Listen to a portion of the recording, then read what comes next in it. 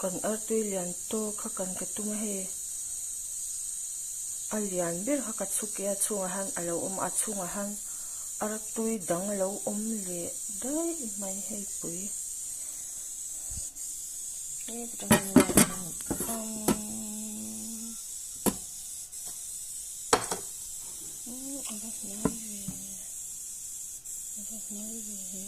a chung han artui dang tho lo le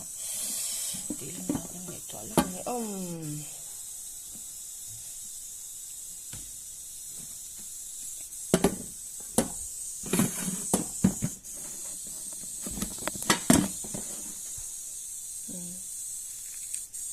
hi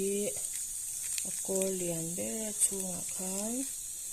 pakhat hi lo oma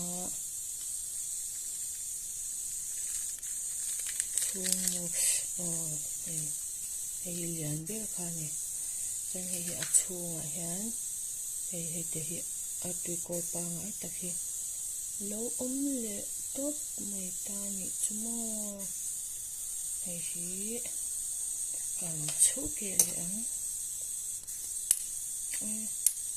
chu wa sak le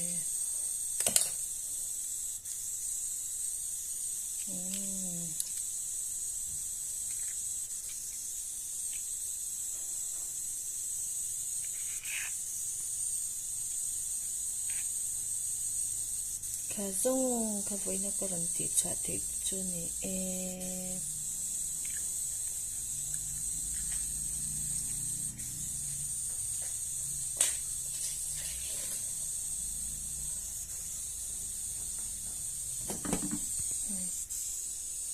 hei a chung a te kha nia